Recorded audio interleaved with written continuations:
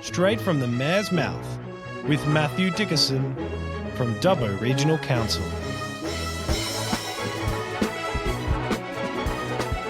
Hello everyone and welcome to Straight from the Mayor's Mouth. Hello there, Matt, our 99th podcast. Who would have thought all those, well, it feels like years ago now, when we first sort of started this off. 99. Do you get a bit nervous in the 90s? You get a bit nervous in 99? I think it was at 87, I think I got nervous. The old traditional Australian nervous That's exactly number. right. The best one, 87, you sort of double tap your toes or whatever you do sort of thing. But 99, so next week's going to be our 100th podcast. There's a sense of symmetry about all this. That's right, and that's significant. I don't want to blow our own trumpet here, but there is no other mayor. There's 537 mayors in the nation. There is no other mayor that has a mayoral podcast, certainly nothing on a weekly basis. Other mayors have been on podcasts, but I certainly get some feedback from some other mayors say, how do you do that podcast? How's it work? All sorts of questions about it, because some other mayors have been keen to do something like this, but there's no other mayor committed to this level of communication in the entire nation. Yeah, wow. So I think that's something significant that we've done, and you've heard me talk about it before. Communication is significant for a mayor doing their job correctly. I'm not saying other mayors aren't doing their job correctly because they don't have a podcast, but every way you can communicate, every different method you can use to communicate, I think is important, and podcasts are popular. Absolutely. It's a great way to get the message out each week. And look, it's hard to believe the fact that said 99 we've sat here, but also shows the consistency of the message. Each week we sit here together and we have chats about all the wonderful things that go in on and around our district each week, and I'm always impressed each week by how much information you're able to share with the actual listeners as well, and it keeps everybody up to date in regards to local government and how it all runs. Well, it was funny, I was speaking to a former mayor just the other day, and this person was a mayor of a very small area, and he was saying the fact that as the mayor, you're expected to know everything. And, of course, you can't. And I've been on radio interviews where the host will ask me a question and I'll say, I don't know that information. I don't have that information off the top of my head, because council's a big business. Council's got over 500 employees. Council's got a $3 billion asset base. So it's impossible. I'd be lying to you if I said I know everything that's going on. But if I do know, and hopefully I'm across most things, then I'll give people the answer. But that's what this particular former mayor was saying, that people are expecting you to know everything about everything, every interaction with every staff member and every staff member's name and every part of the organisation. Yeah. It's hard, really, as a councillor, as the mayor, you need to be sitting at a policy level, at a helicopter level, and making sure you're seeing the right policy and relying on all the team on the ground to actually do all the things that align up with the policy. It's a team job, isn't it? So many ways. All I've got to say is that I'm looking forward to the cake next week, so to celebrate our 100th together, there it is. Yeah, good. All right, buddy. Well, look, let's jump straight into it. There's some nice little ones to start off with today. Looks like here during the week you met with Royal Far West. Now, looks like they've got a couple of big events coming up and they want to have a bit of a chat to you about some of these events. So talk us through it. What was the meeting with Royal Far West? Well, Royal Far West, to start with, is an organisation that really tries to look after kids in particular in regional locations and make sure there's some equity of access, probably a focus on health services. So, and I've been down the facility they have down in Manly where kids can go down and stay there. I've been down there, had meetings down there and looked at their facilities previously.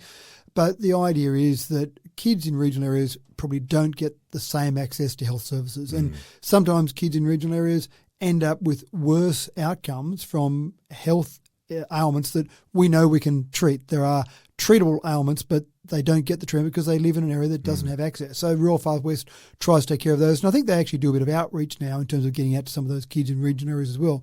A lot of it is about fundraising, as you can imagine. Absolutely. But next year is their 100th anniversary, speaking of 100. Is that right? So they've got their 100th anniversary of when they started. The founder, of course, started out in Cobar. He came from Cobar originally. Is that right? So they're doing a couple of things. One thing they're doing is a bike ride. They're doing a bike ride from Burke through to Narromine, but effectively ending up here in Dubbo. I can see now why they're speaking to you. You love your bike rides. Well, they did actually ask some advice around, they were aware of Tour de Oroc. They wanted to ask some advice around that, wanted to ask me to participate, wanted to ask for some of my help. Fantastic. It's next year we talk about it, so I said happy to help, but I've got a little thing to get through first before I... think of the elections coming up there, that's right. If I'm going to be mayor again next year. So anyway, I talked to them about that, but they've also got a gala dinner, and I talked to them about a few ideas for organising that. Their target in terms of fundraising is $750,000. Wow. Well, just from this one fundraising event? From this one event, the bike ride and the gala dinner. Yeah. Now, to do that, they want to have 100 riders, 100 years, 100 riders, makes sense. So I did talk to them about the issues that we have with Tour de Oroc in terms of the size. As we've grown Tour de Oroc, we started back in 2013. We've contributed over $1 million now over those events, 2013, 15, etc. each 2 years by annual event. By annual event, not a biannual event, by annual event, if you can tell the difference between my E and my A there. As opposed to twice yearly? Correct, thank you. So we've raised over $1 million when we've done that event every 2 years. But again, we've grown that event over the years. But it's getting to the point now, in my opinion, where we're almost at the limit. So we had almost 30 riders last time. We had some support crew in. When you turn up to a Orana or a Burke or a Lightning Ridge, for example, accommodating. I was going to say, accommodating people in these places would be limiting. That's a challenge. Yeah, that's right. And when we do Tour de Oroc, we'll always do one night through the event that goes for 6 days, where it's a open air night or it's in a shed or a hall or whatever, so somewhere where you're swagging it basically, just as a bit of the experience.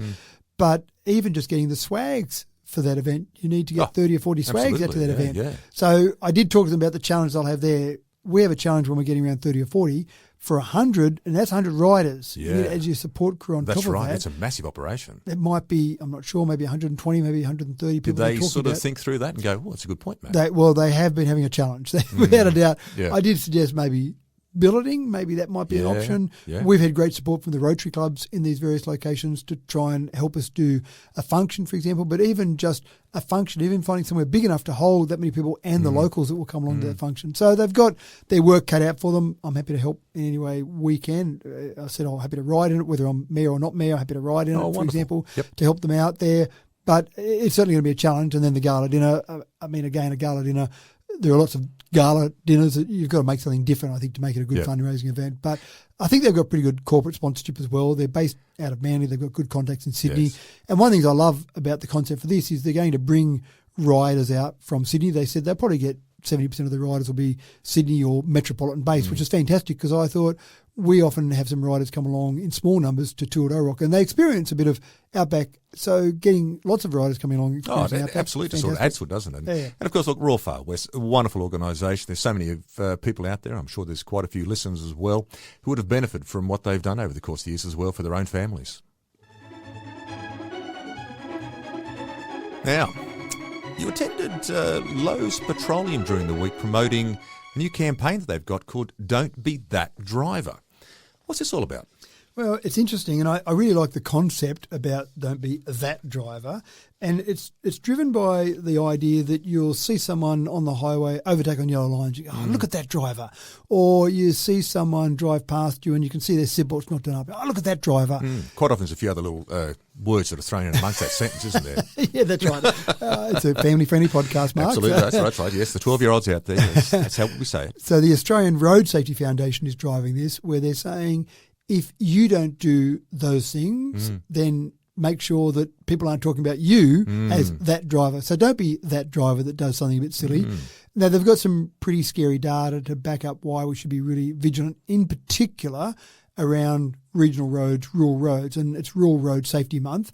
811 lives were lost on rural roads last year. That's 64% of the 2023 road toll. So that's a bit scary. Of those, you had 441 people, of those 811 were drivers, 155 passengers, 131 motorcyclists. I know I've got my motorbike licence still. I ride a motorbike occasionally, and I know when I was first getting my motorbike licence, my mum said, don't. And so my older siblings had, I think just about all had their motorbike licence and rode regular on the roads, and they're going, don't. Yes. Not that any of them died, but I think Mum just saw the risk of that. Oh, absolutely. My mother would be the same way, don't worry. 67 pedestrians, 11 cyclists. So there were a variety of those. So that's a bit scary. Now, 50% of drivers admitted to breaking road rules when travelling on rural roads, and some of them, because they believed it was safe to break those road rules, 11% said, I won't get caught, so it doesn't matter. I don't know if that's the overriding concern you should have. It should be if I can get away with it, I'll do it, sort of thing. Yeah, that's right. 47% of people said they were speeding, 20% said they drove fatigued, and 14% said they used mobile phones. So it's really about just curbing that behaviour. The Minister for Regional Roads, Jenny Aitchison, we meet with her on a semi-regular basis, and I know she's very focused on this, very focused on we've got to do better. We've got to have fewer people die on roads, full stop.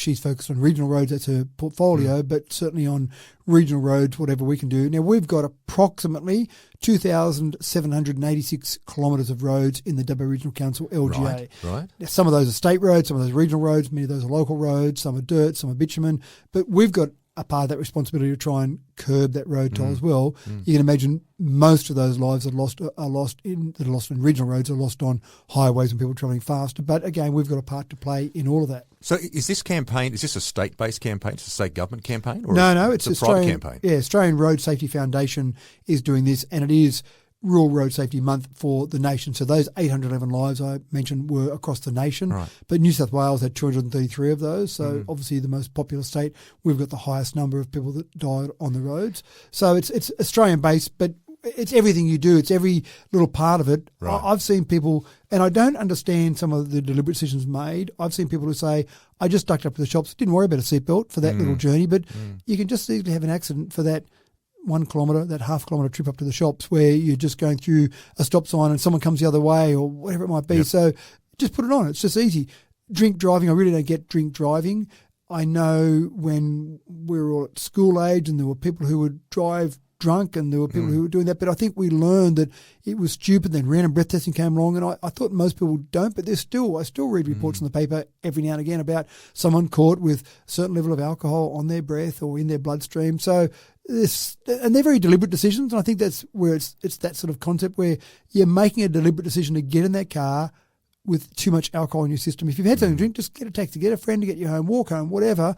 The same thing with seatbelt. It's a deliberate decision. It's not very hard to get on. In fact, I don't feel comfortable without a seatbelt. If I jump in the car, absolutely. Yeah. Sometimes I jump in the back of a taxi, for example, in Sydney, and I'm trying to put my seatbelt on, and the guy's driving, hold on a second, just put my seatbelt on. Oh, that one doesn't work. Well, hold on, I'll move over here then and get this one that does work. Yep. But I feel a bit naked without the seatbelt on. So you're making deliberate decisions that are putting your life or other lives at risk. Oh, absolutely. You know, the thing is, a very good friend of mine, a guy by the name of Nigel Howard, who's now up on the far north coast, and he heads up the police division up there.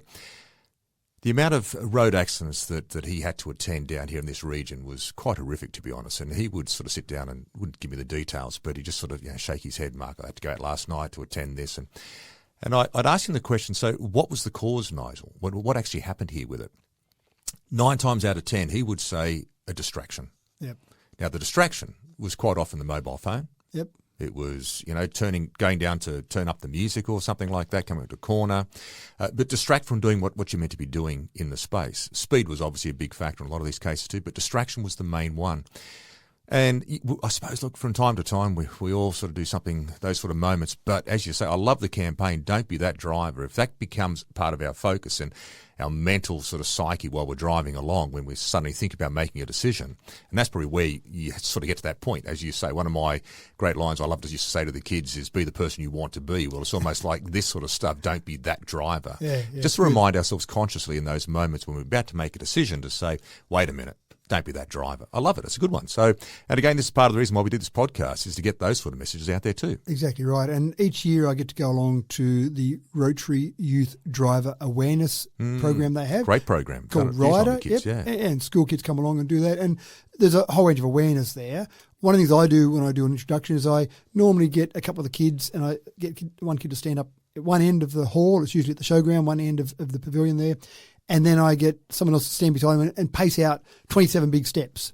And I say, look at that distance there, roughly 27 metres. So just think about that distance. And I said, now everyone, all the kids in the room, just glance down at your phone for just a second. And you glance down at your phone for a second. You can't see much in a second, then glance up again. So 1 second. I said, that distance from that child to that child, 27.77777 repeater metres, is how far you travel in 1 second if you're doing 100 kilometres an hour. Wow. So that distraction you talk about that Nigel was talking about, you only look down. Now, a phone, I can't see much if I look at my phone for 1 second. So if I look down at my phone for 1 second, I'm not reading much. I'm looking now, Mark Barnes has texted me. I'm not reading much of your message in 1 second. But in that second, my car just travelled, if I'm on the highway, my car just travelled 27.777 metres. Jeez, that's a reminder, isn't it? It is. So that's pretty scary. And think about, I just mentioned there some cyclists or pedestrians that have been killed in the last year.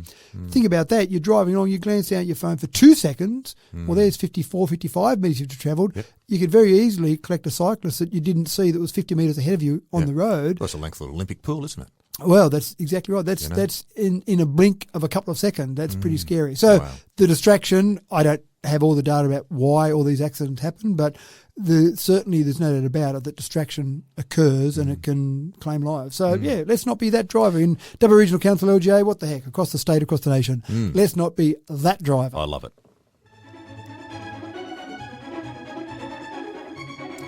Now, we've spoken in the last few podcasts about how much you love getting out to the aged care facilities. It looks as though you attended the Royal Freemasons Benevolent Institution aged care facility during the week. And it looks as though it was a bit of a morning tea and an awards morning. So, awards morning at the aged care facility. So, what sort of awards were they giving out? Well, I wasn't getting any awards for my poetry. And I wasn't you weren't receiving any? I wasn't receiving any, and I wasn't doing poetry. No, the best Banjo Patterson recital goes to? No, that's right. It'd be a limited field. That's right. So they were doing an appreciation day, an aged care employee day, where they just had a morning tea and they had some awards they gave out to some of their employees just for some good work their employees had done. Oh, lovely. I did love to see those two guys in the maintenance team, doing all the maintenance work, outdoor work, etc. And they got a lovely bouquet of flowers each. So they were there you go. Chuffed. They probably don't get flowers that often. Broke a grown man down sort of stuff with some flowers. Love it. But the significant part here, I think, was just the appreciation that the organisation had for their staff.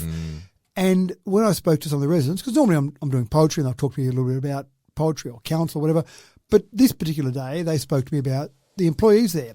And many of them talked about the fact that they felt like it was their daughter or their son, and mainly females, but their daughter that was looking after them. They felt like they were so well looked after. Yeah. It's as if their daughter was there. Well, as a family member of an elderly person in that space, you'd be very, very happy to hear that. You would be. And I always find whenever I go to these facilities, the staff that I talk to, and I'm not there as a resident, I'm there as a visitor, but they all seem very nice, they seem very friendly, seem very caring, and you just see the care they take of the individuals and also how well they know them. So they'll wheel out someone that might be in a wheelchair or sometimes even in a bed. Oh, here you go, Mary. I know you love your poetry, so I brought you out to this today. So they know them all by their name. They know what they like. They know their various needs. So that's all incredibly important in it. But I'm going to go back a little bit here. Way back around 2002, I was on the Dubbo City Development Corporation, and around that same time, I became the chairperson of that organisation. I was chair for a couple of years before I was elected to council in 2004. And we did a range of things with DCDC. Jeff Callbeck was the general manager at the time, and I said I was the chair, and we had a great board of people involved there. One of the things that we did was we had a planning session, and I don't remember how long it went for, but it was basically looking at what the future of Dubbo would hold for businesses. What sort of things should businesses be focusing on in terms of the future? Let's predict the future here. One of the things that came out of that, a number of items came out of that, but one of the things that came out of that was that we saw a huge area of growth in the aged care space. Yeah, and we had some data to back that up. And again, I'm trying to remember from 22 years ago, but some of the information was that we had data that showed that people from out west, Burke, Orana, Walgett, Cobar, etc., when they got to the stage where they found that either they were coming in from the farm or their local community didn't have the services they needed, then they often found they would move to Dubbo as the big smoke. We had the services, we had the facilities, but they needed somewhere to live. Yep. And on the other side, we found that people in large metro areas, Sydney, Newcastle, Wollongong even, when they wanted to retire or slow down as they got into their later years, then they found that it was a bit expensive or a bit too much hustle and bustle in Sydney, so they wanted to come out. But they still wanted somewhere that had a picture theatre or a theatre they could go and see some live performances. Exactly right. Okay. So they'd come to Dubbo. So we found this was an area of significant growth potential. Fast forward 22 years, and we see so many different aged care facilities now in Dubbo and certainly in the region. Just out of curiosity, how many do we have here in town? Yeah, a lot. Before when I said some of those questions I get asked, I don't know the exact answer. Yeah. Here's a classic one. I don't know the exact answer, but if I had to more count than we had 22 years ago anyway. More than we had, that's right. The big ones, well, you've got different size ones, but certainly ones that I know, and I suppose I think these ones are the ones that I attend on a regular basis. So you've got the Royal Freemasons, definitely, Orana Gardens, and they've got a great concept, the Orana Gardens, where they've got different levels. So you can move into Orana Gardens if you're still living independently, then you can move up the levels you might need them as you get older for different levels of care. You've got the Bill Newton VC over in West Dubbo. You've got Bracken House. You've got I know in Wellington you've got Maranatha House. Right, yeah. That's 5 that I can think of that I know because I see regularly. Yep. And there's probably some other ones in there that I've forgotten as well. Is there any over there? Kintyre. Kintyre, I was going to say. Is Kintyre so got one too? Kintyre. Yeah. And Kintyre, I think, is more independent living, but they've got some support services there as well. So they are, and even the over 55s villages, Horizons, for example. So you've got different facilities in Dubbo, and I apologise to all the ones that I've left out on that list that I've just run through quickly. There. They're probably sitting here, scolding your name right now. Exactly but anyway, right. So when you look at just the different things we've got in our community for people as they age, that's a significant part of it. So what we did 20 years ago with DCDC didn't make all those things happen, but it certainly alerted businesses that there is investment available in the aged care sector. So I know that went a little bit off track from the whole idea of RFBI doing something for their employees, but I think the big thing, which we talked about with INT College, for example, is we need employees as well for all these facilities. You can build a building, that's easy, but you've got to be able to have the employees because the residents need the certain ratios you need. You need to be able to give them levels of care that are appropriate for them. But again, it was nice for RFBI just to acknowledge those people. And that's again, fabulous. Happy that's to a lovely along. way to go, yeah. Now then, looks like you finally cracked out the budgie smugglers and decided the fact that it's maybe time to use these things again because it appears as though yesterday you got down there for the opening of our pool. Is this exactly right? Must be the new season kicking off. Good weather for it. The swimming pool's opened and I bet you any money you brought the budgie smugglers out and had a bit of a go. Is that right? Yeah, not quite. It wasn't too bad. The temperature, the temperature Come wasn't too bad. You've got a physique for budgie smugglers, I'm sure, eh? There it is. I went with the standard, rather than the Mayoral budgie smuggler outfit, I went with the standard suit, which is what suit. I tend to roll what, out. A swimming most suit functions. or a... Yeah, not quite. I'm going to say, like, thinking, if you put the budgie smugglers on, did you actually say to the crowd, everyone put your sunglasses on now because watch out for my lily white chest. It's going to reflect badly off this sun. I was more worried about the George Costanza line, the shrinkage. So, no, I went down in my suit and I got to officially launch the season. Yeah, so it's kicked off. It's kicked off. So the pool's open, basically. Now, Beautiful. We know we've got some big hopes for the season this season. Belgravia have the contract. We're saving about $400,000 a year by outsourcing that, but we've talked about it before. The first season was not ideal. They didn't have enough staff numbers. There were a few issues that occurred that weren't the way we would like to see it run, and certainly we've had some discussions as councillors and as council staff with Belgravia management. We've met with them. I've met with them both as the mayor. We've met with a group of councillors. So essentially, we hope that the season goes better this year, and I think it will. Do you feel as though they've sort of sorted out those problems which became fairly evident last year? I think so, and I think they're a large organisation that has a number of sites across Australia and New Zealand. They're not going to keep existing if they have the performance at the level that was last year. Well, they expanded as well. I'm pretty sure I heard there during the year they've taken over Bathurst as well. They've certainly got Bathurst. I think they had Bathurst before, but they certainly somewhere have got, around this region. They sort of took in. It might have been, but they've certainly got a number of sites. So we had confidence going with them. Their price was right. Their experience was right. We had confidence from other sites. So everything stacked up. And again, we're trying to squeeze the dollar. We don't want to put through a special rate variation. This council has been very clear to say we're not doing special rate variations. Last year, for example, across the state, I think it was 17 councils put a special rate variation application in, up to maybe 80%. So significant increases. Ones, and this year there were another 9 from memory that put in special rate variations. So you've got other councils. Everyone's doing it tough financially. So we've got to make sure we maximise every dollar we've got. And again, $400,000 a year is a significant saving. Absolutely. So we've got to make sure we're doing the best we can with that.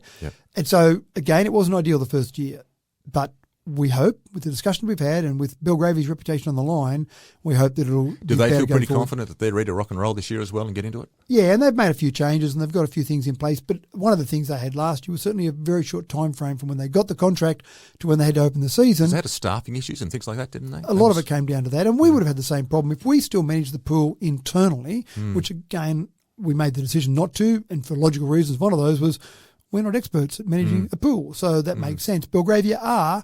But we would have had the same problem with staffing issues because you're trying to get a casual workforce up and running in a short period of time, and every employer in Dubbo is saying we need more staff. So that's an issue going forward. But season open, no budgie smugglers were seen at the opening. Well, certainly not on Everyone me was anyway. safe. That's right. But it's open. Go for it. Swimming season is open. You'll get down to the pool.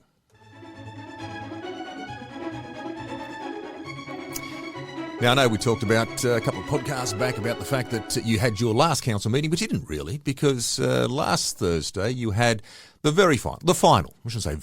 final council meeting. It was called an extraordinary council meeting. It wasn't anything probably different, anything out of the ordinary, but it's a term of phrase that's given to an extra meeting that's brought in. Final meeting, done, dusted, chopped down, sales done.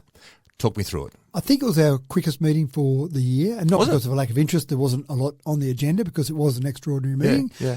So, and it's actually interesting. It was an extraordinary meeting rather than an extraordinary meeting. Yes, that's right. That's exactly right. Exactly. It was an extraordinary meeting. Not right. saying that most meetings are ordinary, but it was an extra one of those ordinary meetings. I do find that funny that, this is only an ordinary meeting this month. But, that's right. Yeah. But next month we're going to have an extraordinary meeting. That's right. So we had one thing we had to do. The meeting was resolved at the 15th of August council meeting to be held on the 5th of September for one reason, and one reason was the primary reason. And the resolution we had from that was one line. Yep. And so we resolved that the draft 2023-2024 financial statements submitted for audit be noted. So we've officially said, there we go. There's our financial statements off to the audit, because we had a timeline we had to meet for that. So we needed to make sure we got that in before we went to an election. So this wasn't ready by the last ordinary meeting? Is that right? So that's the reason why you had to sort of have the extraordinary meeting. That's right. In an ideal world, we might have been able to do that by the 15th of August, but there's a lot to get finalised when you finish your financial year at the end of June, and then by the 15th of August, when we went into caretaker mode the next day, by the 15th of August council meeting, the financial figures weren't ready. And the deadline's not that day anyway, so we had to get this done, because if we waited till election until we had a new council to do that, then you'd miss the deadline. So that was the part of all that. Now, while we had the meeting, we said, okay, let's see what else we can do. We were hopeful to get 3 DAs that need to be considered by council to the council meeting, but they need to be at a certain level of readiness. 2 of those weren't. One of them was, and it was important that this one was, because under S31 of the Local Government Act, anytime council acquires land, it must be classified within 3 months of that acquisition. And back on the 26th of June, a developer gifted some land, lot 530 on DP 1303733, if you're interested in that, was gifted the land.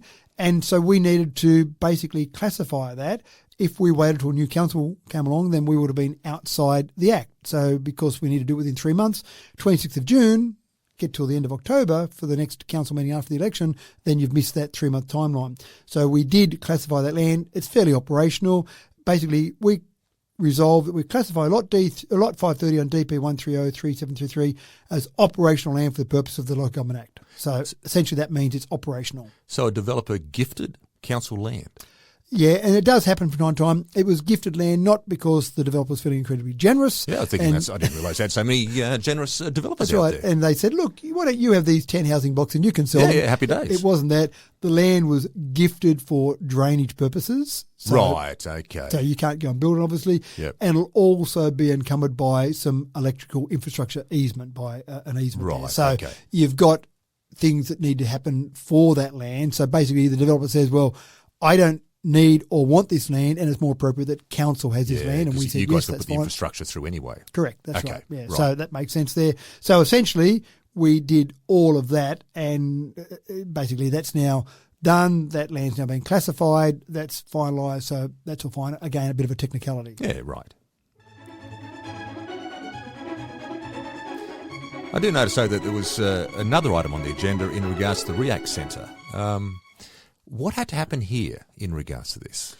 This is one where I used a mayoral minute, and I'll explain a mayoral minute in a moment because it's something that I don't like to use that often. I think there are certain, and it's, you can use them in different ways, but there are certain rules which I'll go through in a moment. But this was in relation to the REACT Centre.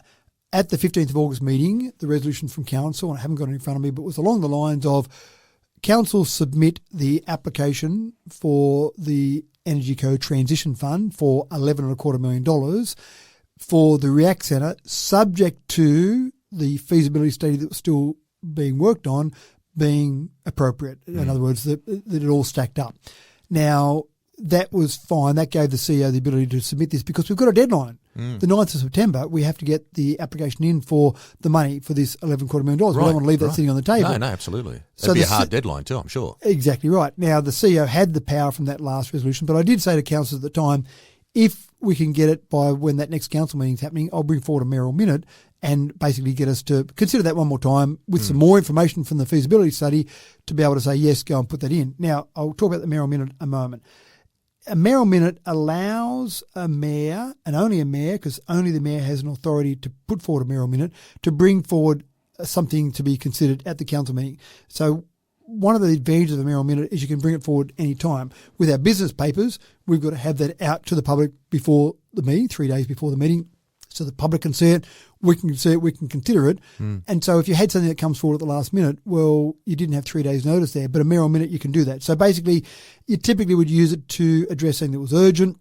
You could make an announcement or basically introduce a motion that needed some immediate attention. And in this case, even though we had some notice, the detail of that we needed to bring forward. Do you update all the other councillors prior to the meeting, let them know this is going to come forward, or can you introduce it at the meeting? You can literally, a mayoral minute, you can literally drop on the councillors' table at the meeting if you need to. Now, I did say to councillors when the business papers came out, I did say to councillors, I'm intending on bringing forward a mayoral minute. Just be aware of this. Once I get the further details on the feasibility, I'll bring that forward. And I did actually get it emailed out to councillors before the meeting so that it was there, and it's now as part of the business papers. If you went online and looked at those, that'll be part of those as well. But again, you can drop it on the table. And so a couple of things that are mine with this, I move the mayoral minute directly, a mayor moves it directly, and I don't need a seconder. So I basically move a mayoral minute, no seconder required. After that, it's normal rules of debate around any motion that comes to council. So discussion now takes place in regards to what you've moved forward. That's right. Now, the other thing is that mayoral minutes take precedence over other business of council. So if I bring forward a mayoral minute, it'll basically jump to the beginning of the agenda. Is that because it's regarded as a matter of urgency? Probably, yeah. It's part of the meeting processes, the code of meeting practice, but that would be logical for me that if something's urgent, well, let's take care of that first of all. And it might also have an impact on other things in the meeting, so there might be other things in there, but I don't use them very often. I know some councils, some mayors do like to use them regularly. Some councils like to have the mayor bring lots of things forward as their ideas, but I always like to encourage the councillors to bring forward lots of notices of motion rather than the mayor doing it all. It's about the team, it's not about the mayor. So use them when needed, but in this case it was needed because of those urgency issues. So essentially it's normal debate after that. You get people to debate for or against, whatever it might be, and then you still have the normal process where you vote on it. So even if I come up with a crazy idea and I bring forward a mayoral minute, I've still got to get majority support from the councillors. So in regards to this mayoral minute then, in regards to the REACT Centre, was it about proceeding forward for the funding? Were there any provisos in regards for this funding? Now there was enough information that I could present to them from the feasibility study that I had more confidence, because I was one of the ones concerned at the last meeting saying, you're asking us to say yes to an $11.25 million application and the feasibility study hasn't been finished. We don't have enough detail. How can we as councillors bring forward that and say, yes, do that without having all that detail? Now, I'm a big fan of the REACT Centre. I think it'll be fantastic for Wellington.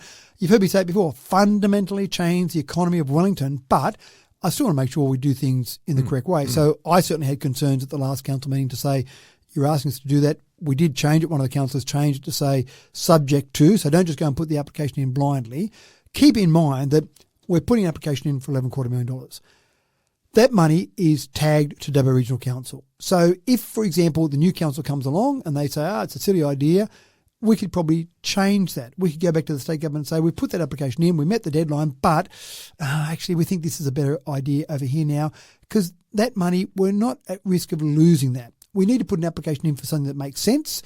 We need the state government to approve that money, because they're not just going to give money because we've decided to put a tiddlywink bowl in or some silly thing that we might do. So the state government still wants to know that that money is going to be spent correctly, but it's our money. It's tagged for our council. But there are certain guidelines, aren't there, about how you can spend this money. Is that right? Yeah, that's right. There's guidelines around that money. So it's a bit different. Normally, we're putting in a grant application for a competitive grant. We're competing against other councils across the state, other councils across the nation, or other organisations. Normally, it's that competitive bid process. And if we get it wrong, we go, that $11.25 million, damn, someone in somewhere else in Womble-Dooble, they put in a better application than us. But this is different. This council has that $11.25 million. We need to put in a sensible application that the state government will approve. If we get that wrong, we didn't lose the money. We'll be able to put in another application, for example. Right. Yeah. So at this stage, it's proceeding down the path. With the feasibility study as part of the proviso, the fact that there's a business model that they're looking at, Correct. making sure the fact that, if we commit to something like this, we're not suddenly hit with saying, it's actually going to cost you $40 million. Correct. And so one of the things is that we've already had a internal business case. We've now got an external business case or feasibility study that, as you remember, 4 of the proponents put in $50,000 each. So there's $200,000, which is a reasonable sum of money to give you a pretty good feasibility. So essentially, we'll continue down that path. The feasibility study is at the level now where councillors had more comfort in voting for that. So that was resolved by councillors to say, yes, go and put that application in. 9 September deadline will be hit. I hope the state government will come back at some stage in the future and say, yes, go ahead, continue down that path. We've got more to work out. For example, we've got 2 sites. The feasibility study is considering 2 sites. We haven't even determined which site of those 2 sites is the best way to go forward. This is what part of the feasibility study does. That's exactly right. There's a fair bit to go in all of that, but we want to secure the money because that gives us a bit more certainty. If the state government comes back and says, yes, that $11.25 million, React Centre, yes, keep going forward, we go, great, we know we've got that. Let's keep marching down this path to develop this, because it's pretty exciting what it can do from a training perspective, from an employment perspective, and certainly from an economic perspective in Wellington and the broader region. And so council signed off on this on Thursday night, though? Correct. Council resolved to go ahead and submit the application for the React Centre, and that's now a council resolution going forward. Yes, it can be changed. There'll be a new council. They might have different ideas, but at the moment, full steam ahead. Let's put the application in before 9 September. Yeah, very good.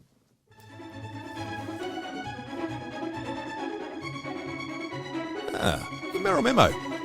We haven't sort of discussed the Mayoral Memo recently. The last couple of weeks have been a lot on our plate, but I think this week it's worthwhile having a bit of a stop and reflect. The Mayoral Memo this week was quite interesting because you spent a bit of time reflecting, I think here, Matt, on the level of communication that you've gone about over the course of the last couple of years with the community. So talk us through it, because there were some interesting figures and numbers here, and for anyone sitting back and thinking, what's this bloke do? I think you pretty much nailed it in this Mayoral Memo. So talk us through some of these figures. Well, I've done it before where I get towards the end of a year or maybe the end of a mayoral term and just say, here's analysis of numbers, because I think people might be interested. There's a whole range of things you do as mayor. We talked about last week, 420 new citizens conferred. Fantastic. Isn't that great? Just a whole range of different things. But I thought I'd break down some other numbers, some different numbers in terms of the role. Now, I've linked them all back to the Local Government Act. So that's my Bible, if you like, my gospel that I have to adhere to. This is your bedside reading every week, and That's yes, right. I've taken up as well, obviously. Section 226 is the most important part of that, because that says the role of the mayor. And from my we've personal made reference a perspective- few times, actually. Yeah. haven't we? That's it. So I'll go back very briefly. 12th September 2020 was the initial date set for the council election, the last council election, but that was COVID delayed to September 2021, so delayed by a year, and then delayed again till the 4th of December 2021. So that election then occurred on that date, and then our area, the 5 wards were officially declared. 4 of them were declared on one day, and the next day the 5th ward. So this council was officially declared elected on the 22nd of December 2021.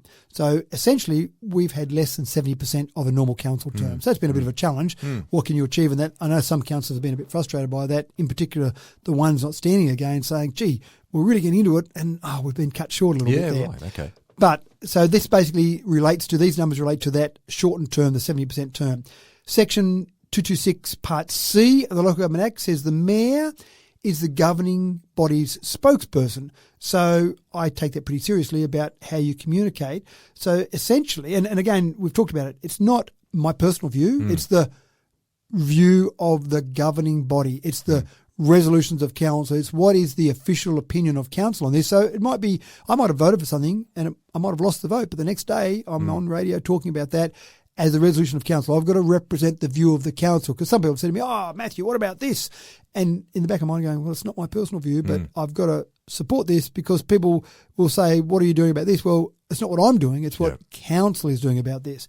So to give you an idea of how many times I've talked to the media, for example, about all of these things, over that term of council, 769 media interviews on radio, newspaper and TV. Is that right? That's a lot. That is a lot. Yeah. Well, you right. roughly, I suppose you did that over the sort of course of time. You're almost looking at one a day, certainly from the 5-day basis. You would, at Monday to 5-day basis. Friday. The term of council is 997 days by the time we get to the end. Yep. So 769 interviews over 997 days. Yeah, you're up there. And easily you could say Monday to Friday, but Mayor isn't Monday to Friday. So almost one a day.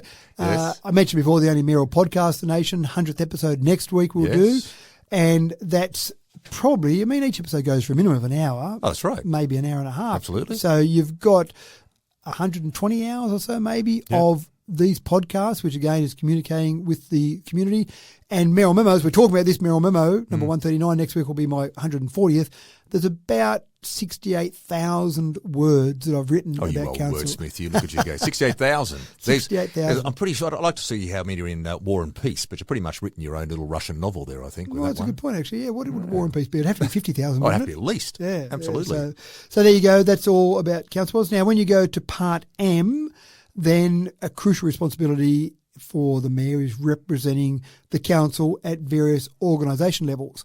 So I've travelled outside of the Dubbo LGA 76 times to represent our community at forums like the Alliance of Western Councils, Regional Cities New South Wales, Regional Capitals Australia, various ones like that. So that's all part of it. And those costs associated with those, which we might even talk about a bit more, but they're in our annual report each year. That's part of the Regulation 2017 of the Local Government General Regulation 2021. That's an interesting little one there. I know you get accused a bit of having to, when you do go to a place like Canberra or Sydney or these sort of sections, that you should be staying local. You shouldn't be going out to a place like Canberra. You shouldn't be going to a place like Sydney. You should be focusing more on what's happening here just in the Dubbo region. What's your response to that? Well, certainly if I look at Part M, it says that I should be out there at different organisations and representing the Local council. Government Act literally says you should and need to be out and about. Yeah, representing council at various organisation levels. People can read Part M as they will, but certainly you want to be here local doing a whole range of things, but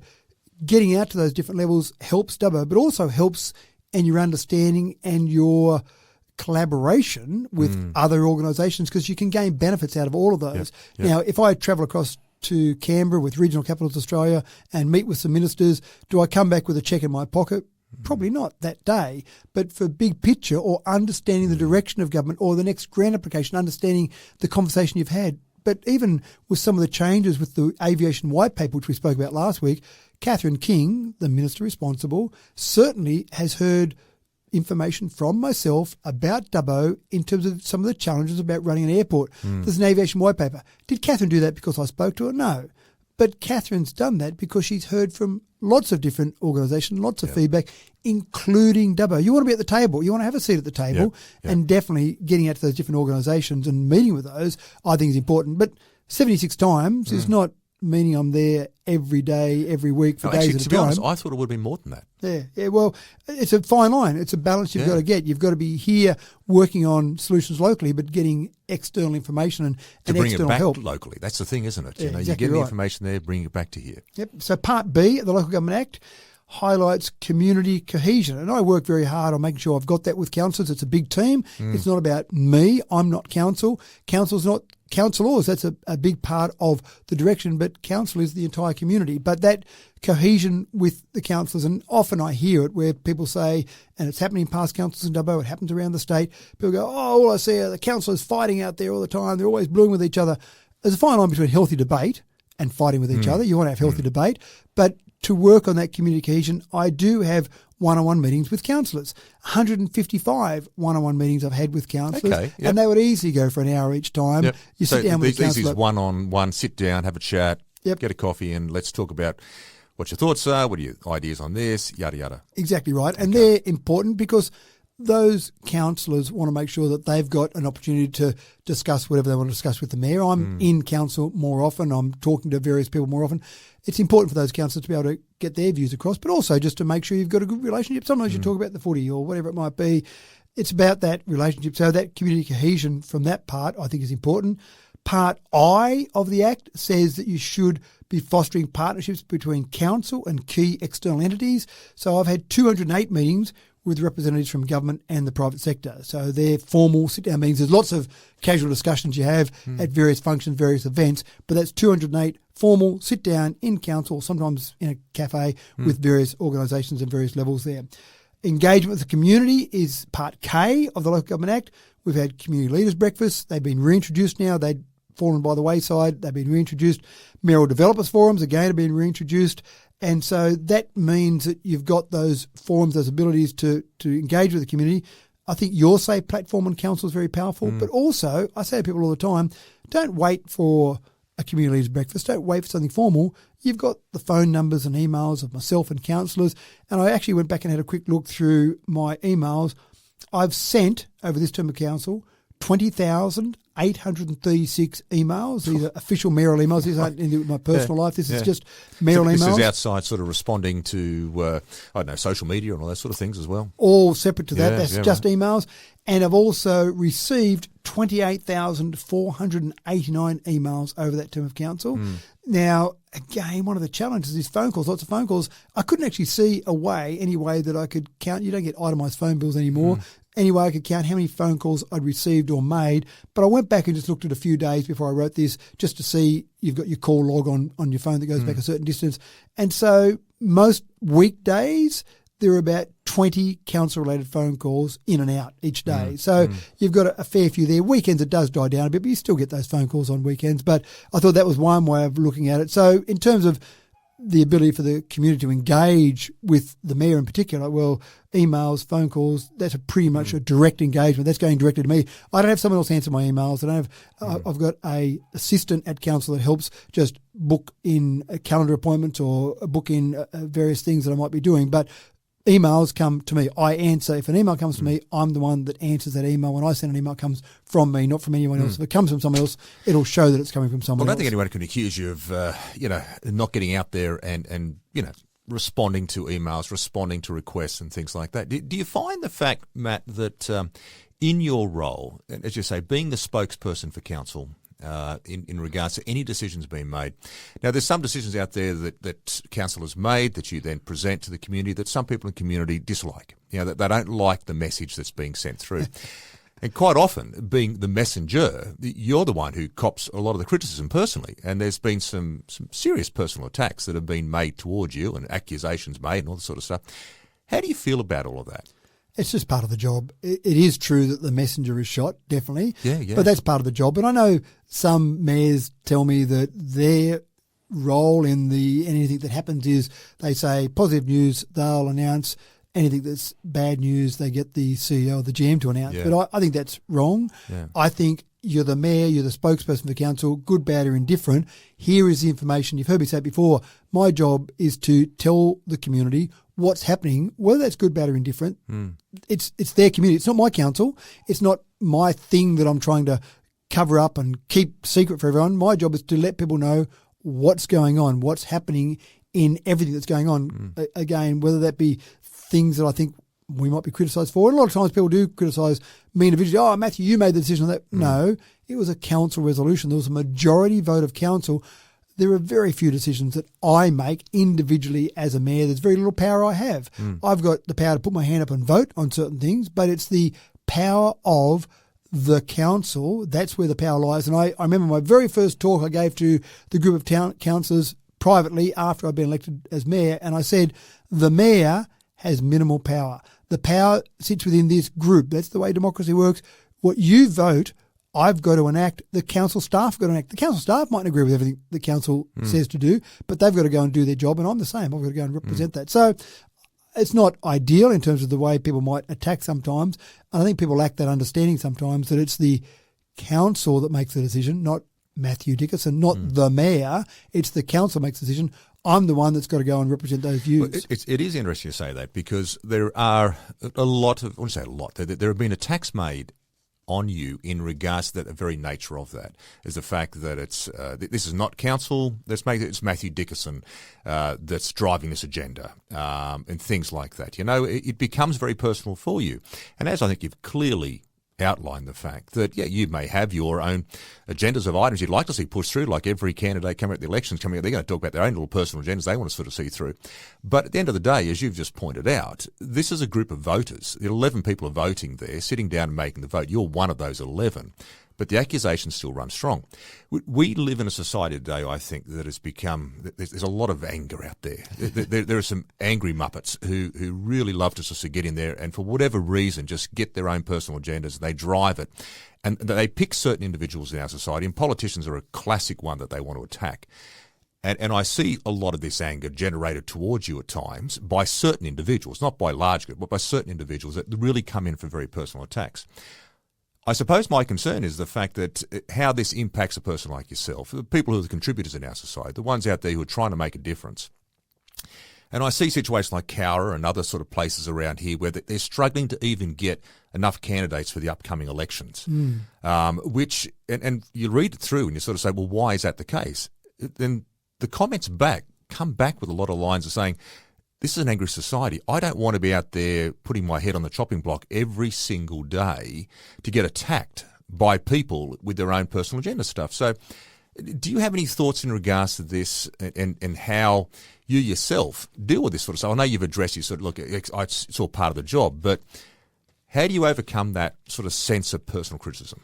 One of the things that I think is really important for any mayor to do is to share their concerns, and one group of people that you can share those concerns with are other mayors, because it's pretty hard to know what's involved in the role of mayor until you've been a mayor. It's hard for people to understand exactly what it's like to be an Olympic athlete unless you've been an Olympic athlete. So whatever it might be, whatever role you're undertaking, someone else that's done that same thing is best to share with. So you end up being pretty good friends with several mayors. And so one of the mayors that I would count as a good friend is the mayor of Tamworth, Russell Webb. And I talked to him from time to time and just talked about general things. And he was actually saying to me recently just how nasty this current election seems to have been, much worse. In fact, he's even on TV, might have been during the week, it was probably during the week, where he was saying exactly that he's never seen an election, and Russell stood at a few elections, he's never seen a nastier election than this election. Is that a social media symptom? I don't know.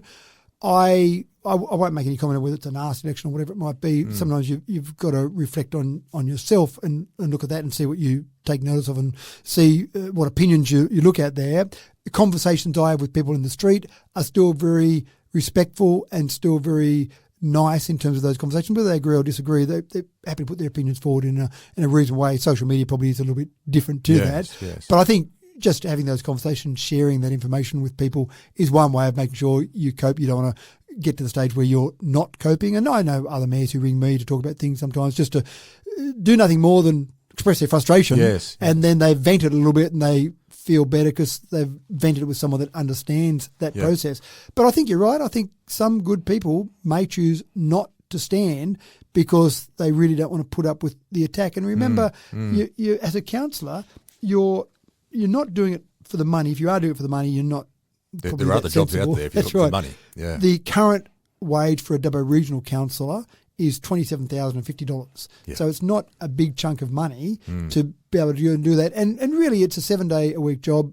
Even before I was mayor, I remember I used to go to the supermarket to pick up some milk and the kids would joke with me, "I'll see you in half an hour, Dad," because you'll go and then someone will grab you and ask you about something, which is fine. That's you put your hand up to do that job.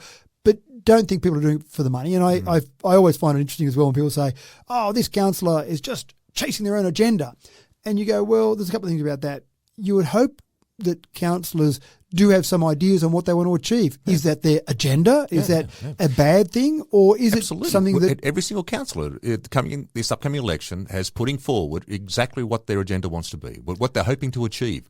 Now, if you want to call that a personal agenda, well, that's what you should be probably standing on, in the sense that this is what I'm hoping to achieve that I want to introduce through council. The counter-criticism would be, we have no idea what this person's going to do. We have no idea what their thoughts are, no idea what they're going to achieve. Tell me what you stand for. And then someone says, right, well, I stand for painted blue roads. Oh, you're just going to chase your own personal agenda of painted blue roads. So it's a tough line from that perspective. But the other part is that the agenda you're really chasing, I know the agenda that I'm chasing, is the agenda the community tells me they want. And we do that through a whole range of feedback mechanisms. We've got documents there. We've got community consultation.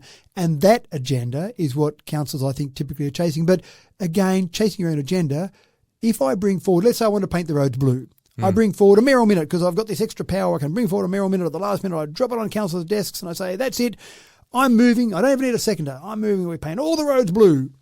And the vote goes in 11 councils 10-1 against me, because probably the other councillors think it's a pretty silly idea. Because that's called democracy. That's called democracy. So even if you've got some crazy agenda, what council will deliver is going to be what they vote on the majority of councils. Now, if blue roads are great and the majority of councils think that's the way to go, then sure, that's going to get up. So my idea is now a great idea. But again, it comes down to democracy. And the other one I get confused at is I see people say, oh, these councillors, they're only lining their own pockets.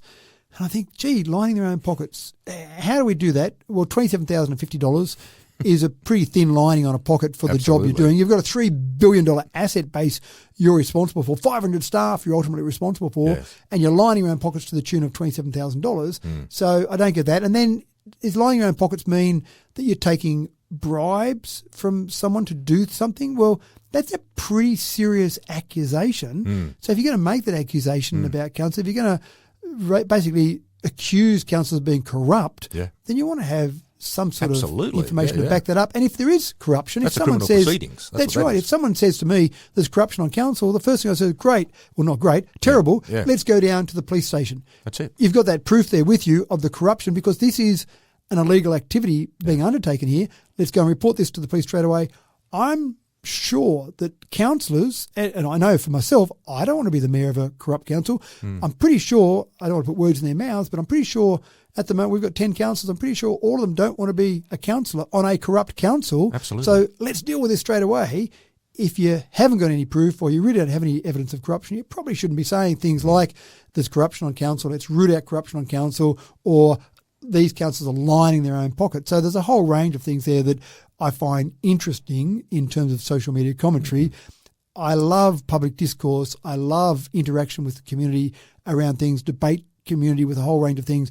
But sometimes some of those things, you're not really at a level of debate, are they? Absolutely. We've talked too long about that one. Let's move on. Part E, the last part I want to talk about out of my Mayoral memo. I think the moral of the story is just be kind to each other. Be kind, that's right. How hard's that? Part E of the Act says that the mayor is to preside at meetings of the council, which is part of the Local Government Act. We've had 36 meetings of the council in this term, and I'm proud to say, sometimes with difficulty to get there, but I'm proud to say that I presided at all 36 meetings of council.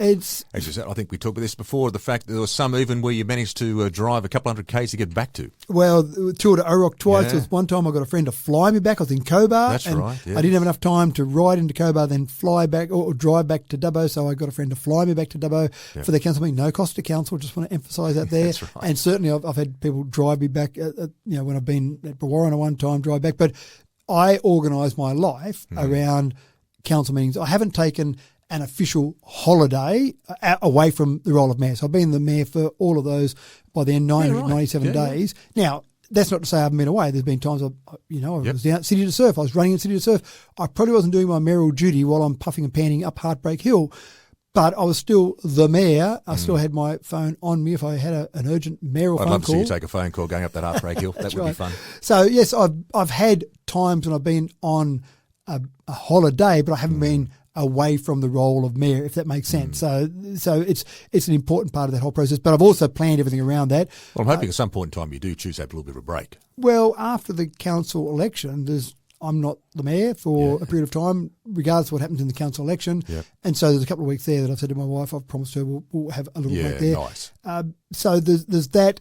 I've also got my 30th wedding anniversary next year, in January next year. Well, that's an achievement. And whether I'm on council or mayor or not or whatever, I've said to my wife, yes, we will have a break then. From by the way, to tolerate you for 30 years. That's very impressive. That's right. Very impressive awards for her, obviously. Talk about a bouquet of flowers. There it is. So one other councillor, the deputy mayor, made every one of those 36 meetings. So that's pretty impressive as well. Well done, Yep, that's right. And I think we had a pretty good attendance record. There were 4 other councillors. I won't keep naming all the councillors, but 4 other councillors only missed a single meeting. So again, that's pretty impressive because it is a big commitment, and sometimes you can come in remotely for those. But I physically was at every one of those 36 meetings, so I didn't feel it appropriate to try and chair a meeting remotely. If I had have done that, I would have still attended the meeting, but I would have asked Richard to chair that meeting. But I made sure I was at every one of those 36 meetings. So that's my basic summary of a few of the metrics from my role as mayor. There's lots of other things you can look at in terms of what you do in the role of mayor, but I thought those metrics might have been quite interesting for people. It's impressive work.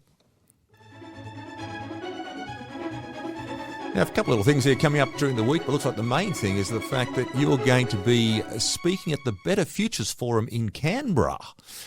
All right. So, first of all, what's the Better Futures Forum? What's that? It's basically a forum, as many forums are. They want to get some discussions happening. They want to get some unification. So this is really trying to unify industry, community and government leaders with some sort of climate action, some impactful climate action across the nation. So basically it'll be focused on trying to shape our climate policies. Right. Pretty important for us to be at this forum. I'm speaking at it, but even if I wasn't, it'd be pretty important for me to be there looking at it because part of the renewable energy zone as well. Right. We're right in the middle of that. And I've talked about it a number of times. We don't get to say yes or no for all of these renewable projects. Our job, in my opinion, is to maximise the impact, the positive impact on our community out of these. So basically there'll be a whole range of climate policies and how we build a climate resilient future. Right. So that's all an important part of it. So as with many of these conferences, I received a phone call or an email. I can't remember when this particular one was a phone call or an email and said, could you come along and speak at this forum? Now, do you get paid to do this or is this? No. So this is like just part of the role of the mayor to do this? Or well, absolutely. Well, I talked about those 76 meetings outside the LGA and how that lined up to essentially Part M of the Local Government Act, Section 226. So I'm representing council at different organisational levels. So no, I don't get paid. I've heard that before where people say, how much do you get paid to go and attend these? I'm paid as mayor. I get paid a sum of money as mayor. The mayoral allowance, the huge mayoral allowance for the work you put in is $66,800 for the mayoral allowance. I also get the council allowance of the $27,050. Does that include your accommodation, travel and those sort of things covered with this sort of thing? Or no, so the first thing is when I go to all these different conferences, forums, etc., I don't get paid individually. Now, before I took on the role of mayor, yes, I do. I've done speaking work in the past for many years at technology conferences typically, and I have a standard speaking fee that I charge when I go to those various conferences. So though that's something that I've been paid for, but as mayor, and even with technology conferences at the moment, I'm not charging people, don't go out and do those. I'm too busy being mayor, so I really don't do that sort of work. But as mayor, no, I've never, ever, ever been paid personally to go and speak at one of these conferences like the Better Futures Forum conference when I'm there representing the council, representing the role as mayor. So I don't get paid personally. The interesting part about that, the next question you started to ask was, do they cover the costs of accommodation and travel? Yes and no. So, for example, next week, the Better Futures Forum, yes, they're covering the cost of the travel. They're covering the cost of the accommodation for that particular one. And what my normal process is when someone says, can you come and speak at this conference? Then the first thing I'll say is, let's have a look at it. Does it make sense? Should I be there as mayor? Can I have time to actually fit that in? All of those questions I ask, obviously, first. And then the next thing I say is, can you cover accommodation and travel? And in some scenarios, the way that conference might be structured, they've got money set aside for that type of expense. So, yes, great. If it can do, then they'll cover those costs. So I remember I went to South Australia to speak at an RDA forum or conference. Again, that was one. South Australia, gee, what's the relevance of that for Dubbo? How much are we going to get out of that for Dubbo? I don't think it's fair that the community pays for the accommodation and travel for that one.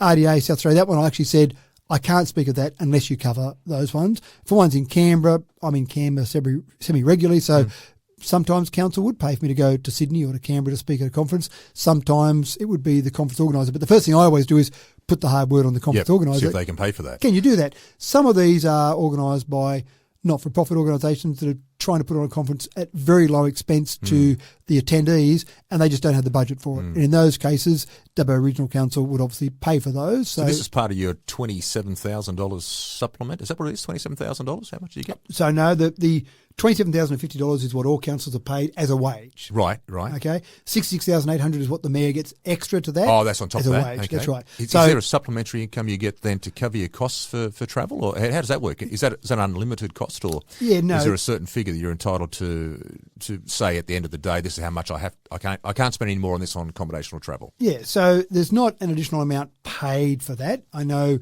there are some jobs, in fact, some other levels of government actually have allowances. If you stay overnight, you get paid a certain allowance and you just do what you like with it. I'm not sure if you remember many years ago, Michael Cobb got in trouble because he was claiming that allowance. I remember that, yes. And he was sleeping in his car. So it's not as if I do remember that, actually. That's right. Yeah. So he got in trouble, which is fair enough. Just for sleeping in your car, though, would you? That's right. Yeah, that's right. Yep. So it must have been hard up to claim those funds and then sleep in your car. Absolutely. So we don't do that. We don't pay a counsellor or myself a certain amount of money and say, there you go and sort out your own accommodation or your own travel. We don't do it that way. We do it the other way where, for example, I've got an assistant and that assistant can help counsellors as well. If counsellors were going to a conference or a forum and they need accommodation or they need travel, then my assistant would also help out counsellors there in terms of booking that. So it's interesting because when you say, is there a limit on that, we changed the policy. If I go back to the 20th of January 2020, the policy at that time, so before this council was elected, is that, and I'm reading directly off the old policy, council will pay reasonable double room or twin share accommodation costs. Expenses under this policy in most instances will be reimbursed based on actual expenditure, so you don't get paid an amount and then go and book somewhere cheaper or sleep in your car. Yep. All reasonable travel costs for delegates will be met by the council. But there was no limit. So you could have had a mayor or a councillor who would go and say, I'm going to go to a new forum, a new conference, whatever, every week. Yeah, right. And if it ran up $100,000 in cost for that councillor, no limit set on that, no limit at all. So there were no checks and balances on that? I imagine, and again, I wasn't part of that council, but I imagine if you said, I'm going to go to a Tiddlywinks conference, someone in the staff might have said, you know what, how do you justify that? Oh, I want to go to Tiddlywinks conference to Dubbo, so I'm justifying it that way, whatever. So there was no limit on the costs. I don't know what the check process was to go through that. When I fast forward till now, the current policy that we have, so the last time we updated this policy was we updated when we got elected early on, but the last time we updated was on the 22nd of September 2022. So this is the current policy for council. And it says the following limits are for accommodation and travel outside of the LGA combined. So the limit is $5,000 per year for a councillor and $18,000 per year for the mayor. Right. So once you reach that limit, it's on you. I have to pay for it. Okay. That's right. And I haven't reached that limit. So I haven't had to pay for those ones. Again, I put the hard word on the conference organisers, but there's other things that I attend. For example, I go to Sydney to attend country mayors. There are lots of country mayors. Typically, I'll find 60 or 70 mayors at the country mayors meeting. So that's not something that I'm speaking at. That's something I'm attending. So council would pay for my flight to Sydney, and if I need to stay overnight, my accommodation in Sydney. Often with country mayors, I'll go down and back in the same day. But that would come out of that $18,000, for example. If I do go to a conference and speak at a conference in Sydney or in Canberra, for example, and that conference can't cover those costs, that would come out of that $18,000. So that's an annual limit for the mayor of the day, and that's a policy that we've set. I didn't decide that. The council decides that. Voted on that. There's a majority resolution of council to say that's the limit on travel and accommodation. And if I've got to get in a taxi, for example, that's also part of that. So that $18,000, I can't go over that. And our staff obviously go through that process, keep a check on that to make sure councillors don't go over their $5,000, I don't go over my $18,000. But there's been accusations made here, Matt, the fact that, that there's been no full disclosure of council expenses by councillors. So what you're saying here, though, is the fact that each councillor is entitled to expenses not exceeding $5,000. Your situation is $18,000 a year. So when it comes to full disclosure, what are we looking at here? Because I would imagine if I'm a councillor, I'm sitting there and I said, look, I'd like to go off to this conference and this is where I'm going to be staying at. The cost is going to be this is the airfare cost, whatever. Well, that's going to come off my $5,000. I'd imagine there'd be someone within the staff there who would keep the checks and balance of that anyway. And if I got to a point where I said, I've got this third or fourth conference I want to go to, and they'd come back to me and say, Mark, you've already spent your $5,000. If you want to go, that's fine, but it's on you. So what are we talking about here about full disclosure? Because I'd imagine there would already be checks and balances set up here by the staff.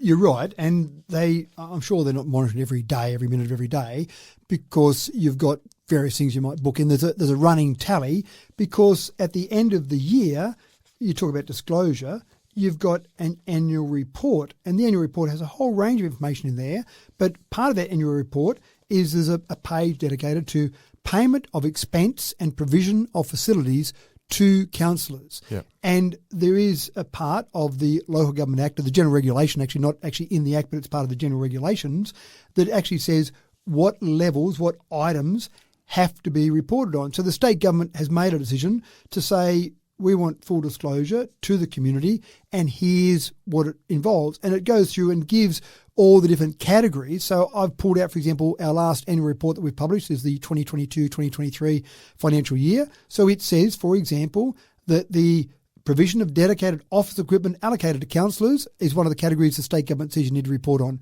And for councillors, that was nil. There was nowhere that we had provision of dedicated office equipment. Telephone calls made by councillors is the category, and that figure is $3,408 in that report. And you might go, what? How did you possibly spend $3,408? Well, I think it says telephone calls, but in a modern environment, that would include the data SIM. So 9 of the councillors get provided an iPad. I don't receive an iPad from council. I said, I've got my own iPad. Thanks very much. I don't need to have a council iPad. But 9 councillors, to get their business papers on, receive an iPad. And in that iPad is a SIM card, a data SIM card.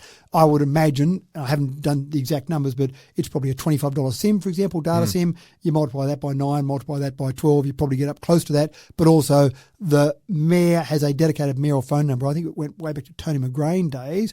0418 639 053 has been the mayoral phone number. Well, it would have been a 9-digit number back in Tony McGrain days, but converted to a 10-digit number when they changed over to 10-digit numbering. But that's been the mayoral phone number as long as I've known back Alan Smith, Greg Matthews, etc. That's been the mayoral phone number. So that's SIM card, and I don't get a phone from council. I just use my own phone, but that's in my own phone. So that probably, total all that up, would come to that $3,408. Then you go and look at attendance of councillors at conferences and seminars, $14,143. Now, that would include, for example, councillors that went to the Local Government New South Wales conference. That would include when I attend country mayors, that type of thing. So that all would make sense. The provision of induction training and professional development for mayor and other councillors. So we, at the beginning of council term and during the term when it's needed, we bring in external experts. There's certain things you've got to do, but our council, after some interesting issues with the last council, we probably did more of that induction training, more of that process. So that cost in this financial year that I mentioned, $11,116. So you can see what I'm doing. Yeah. You've got all these different components. Well, these are internal accountants doing these figures, your business manager, whatever, putting these figures forward. Like, isn't that full disclosure? I would have thought so. And in particular, it's full disclosure according to what the state government determines is required. So you've got a couple of components in there. Oh, I'm sorry, you've also got the mayoral and councillor fees listed in this table. So that's the major expense of council. What are the major costs for council in terms of councillors? Yeah. It's not you go to a conference and we talk about their figures of $11,000 or $14,000. It's $372,288 is the cost for the wages paid to all the councillors and the mayor. So that's $370,000 compared to $14,000 for attendance at conferences. You can imagine in the whole scheme of things that's minor. But also keep in mind, you've got a $180 million budget approximately. So in the whole scheme of things, how much more breakdown do you want? $14,000 for that figure there. If you start looking at every $10 you spend, you're probably missing the big picture from a councillor. We should be setting big picture policy. And I think the most important part of all of that is the policy we have in place that says you're limited $5,000 a year for a councillor, $18,000 a year for the mayor. That's it. You can't spend more than that. We've got a policy that sets that in place. And by the way, there's a report. And if someone looked at a figure there and said, hold on, you've got a policy that says $5,000 a year for the councillor and you've spent $150,000 on conferences and seminars. Hold on, how can you do that? Well, there's a question to be asked then. That's Absolutely. Right. That's right. But when it's at such a low level, again, there's another one, interstate visits by councillors, including transport, accommodation, and other out-of-pocket travelling expenses, $11,412. And I actually, when I saw that figure one time in the annual report, I went, interstate visits? What councils have gone interstate? And I couldn't. Then I went, I go to Canberra. Yeah. Canberra's technically interstate. So that would involve any time any councils. I know Councillor Etheridge came to a ALGA conference there in Canberra one year, so that would have been included in that, for example. So you've got those expenses. So you're not talking about huge expenses. And even these things like out-of-pocket, the policy of council says, for example, that if I wanted to or councillors wanted to, then I could claim a meal allowance. So I've got to eat somewhere when I go to an airport, for example. Well, which is a normal entitlement within any business world. But I never claim that, and I never have council pay that because many years ago, you can't do it anymore, but 24, maybe 25 years ago, I was doing a lot of travelling around the world for various companies, Microsoft and Kaseya and various companies I was doing a lot of tech work for. And so I was paying for my Qantas Club membership each year to go to different places around the world at an airport. And in the end, they had an offer where you could do lifetime membership. And I went, wow, there's a lot of money at the time. And I went, that sounds pretty good, So I bought lifetime membership for myself and my wife. Oh, nice. So that's right. And so it's lifetime. So Yeah. when I'm at the airport, I'll go into the Qantas Club and use that, and I'll eat food there. But that's your expense that you bought yourself. Well, I bought that 25 years ago or whatever it was when I bought lifetime membership, so I don't pay for any of that. Yeah. So it'd be a bit rude of me if I claimed an out-of-pocket expense for some food, which you could do. You legitimately could do that and rort the system. I don't do that. I don't make any claims. But even if I bought some food somewhere, I'll typically just go and pay for that food myself. So you could claim all those. But council covers, if I'm travelling to something for council, my airfares, my accommodation and my taxi fares. Those three things are covered. But again, they're fairly small limits and all of that. The other one that's been interesting is that the council, while we're on the topic, I suppose, we'll keep going down this path. Yep. And sorry, some people have been saying that every month we should see every expense incurred by a councillor. Now, when you're talking about figures of this level, 11 grand, 14 grand, those You're sort of talking a figures. total figure of $66,000. Well, Over the whole year I'm talking here. You So if might- you break that down to a monthly scenario, you might be talking about some expenses of a couple of $1,000s in a month and then detailing that per councillor. Now, there was a resolution brought forward at a recent council meeting to do that. It was brought forward in the July council meeting, and the council brought that forward, wanted all this reporting done for the August council meeting. Now, the staff said, it's going to cost a lot of time and money, and it's probably going to be difficult to deliver that by the August council meeting.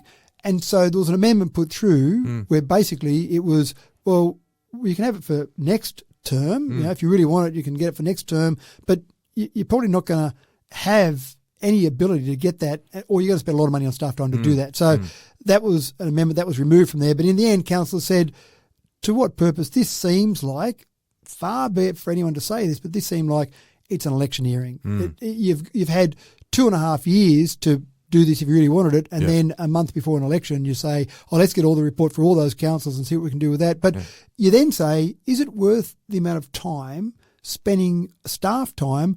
How much would it cost you to report on this for the sake of, as you say, which might be a couple of $1,000s in a month?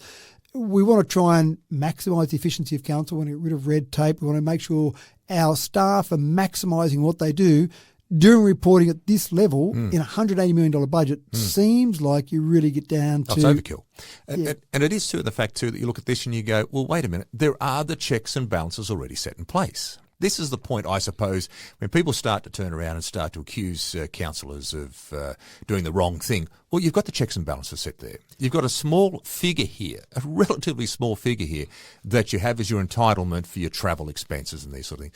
To have it as a monthly basis and then to be accused of the fact that you're hiding something from the community, I just find, to be honest, totally ridiculous. And the checks and balances that are there are people who are saying we need to get this on a monthly basis, we need to look at all these figures. Are they accusing the staff? Exactly. Because they're the ones doing the checks and balances. That's right. So are they saying that the mayor's spending more than $18,000 a year? And someone's hiding it? That's right. Or councillors are travelling all around the place and spending more than $5,000 a year? I mean, it seems a bit rude unless, again, you've got some proof of the staff doing that, which, I'm pretty confident in our staff. Why would I, as a staff member, risk my job, risk being sacked over covering up some expenses for a councillor? It doesn't make sense. The other one that I want to mention is the car.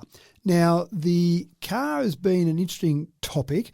The policy of council back, again, I'll quote the 2020 policy, 28th January 2020 policy, the provision to the mayor of a suitable and appropriate official vehicle to the value up to $60,500, fully serviced and maintained for both civic and private use, with such vehicle type to be at the discretion of the mayor at the time of changeover, with changeover to occur at not less than 15,000 kilometres or 12 months, whichever occurs first, noting that the vehicle should be changed over immediately following each mayoral election when there's a change of mayor.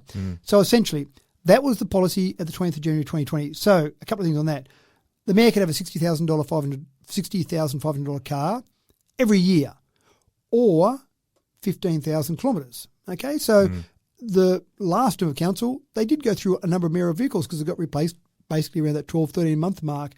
So that's the first part. The policy says fully serviced and maintained for both civic and private use.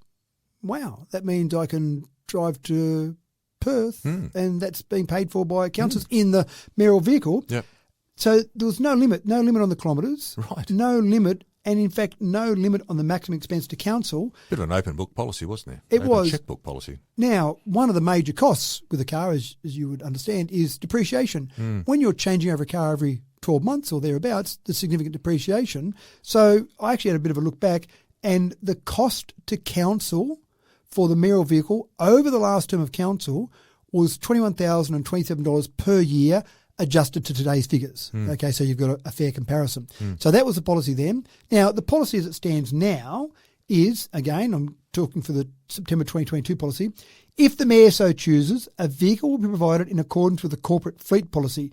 This service is reviewed following each mayoral election, having regard to the sustainability of the vehicle prior to changeover. Alternatively, the Mayor may utilise their personal vehicle, in which case a limit of $10,000 per year would apply, because another part says that the per kilometre allowance is defined by the Local Government State Award 2017, and the allowance limit, use of private motor vehicle by councillors, up to $5,000 per year for a councillor, up to $10,000 per year for the Mayor. So in other words, the Mayor can still get a mayoral vehicle, but not replaced every 12 months. That seems like complete overkill. Basically use our same fleet policy. Why does the Mayor get a separate policy rather than just the fleet policy? Yep. So the Mayor could get a car, so I could have a car that's owned by council. I drive it around at the expense of the community. Yep. And up to a figure of $10,000. No. So remember that the last policy, if it was the vehicle owned by council, there was no limit on that. Right. And the same with this one. If the Mayor had a car that was a fleet policy, there's not a limit set on that. But if the Mayor chooses to use their own private vehicle, then a limit of $10,000 would apply. Right, now, okay, sorry. When I first took over, I said, I want to have an EV again. We had an EV back when I was Mayor last time. I want to have an EV as a mayoral vehicle again.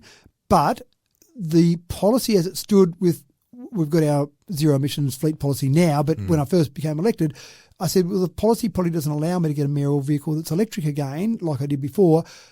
I'll take advantage of the fact that I can just have a private use policy there, and I'll go and have my own vehicle because I want to use an electric vehicle. I think that's important to send the right messaging to the community. And some people have said, you're profiting out of this, or some people say when you drive to Sydney, is it true you claim 68 cents per kilometre when you drive to Sydney and back? Well, the first thing is I don't drive to Sydney and back. I fly. I don't have the time to drive to Sydney and back, and flying probably would be a similar cost. If I look at that 68 cents over 800 kilometres, say, for example, a plane flight's probably a similar expense. Maybe a plane flight's a little bit dearer, but for me, it's about the efficiency of time, how much time I've got available. I don't have enough time to drive to Sydney and back for a start. But the limit here is important, $10,000 per year. I'm not profiting out of owning a car personally and then claiming that from a council perspective. Owning a car is expensive. Depreciation is expensive. Depreciation alone would be more than that. I've got to cover the fuel, whatever that might be. If it's petrol, if it's electricity, I've got to cover the cost of all that. I've got to cover the insurance. I've got to cover the purchase. I've got to buy it in the first place. I've got to cover the purchase price or the lease payments if I want to go and lease it or take out a loan to buy that particular vehicle. I've got to cover, if I hit a kangaroo, I've got to cover the expense of that. I've got to cover repairs. I've got to cover tyres.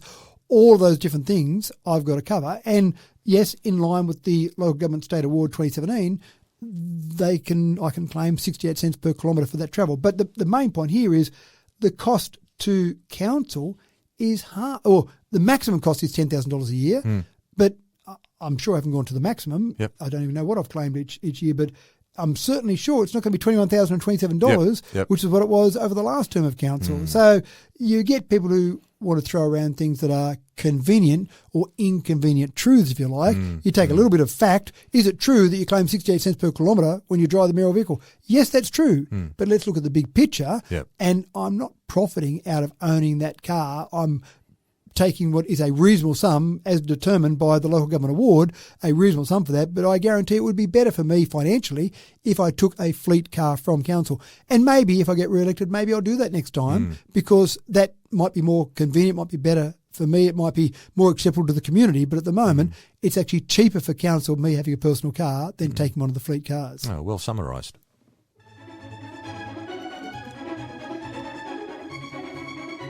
Well, mate, looking into what's been a very, very busy little podcast here this week. We certainly sort of covered most of the areas I'd suggest we want to try to cover nearly every sort of week. So it's time now for our Limerick of the week. So what have you got for us this week?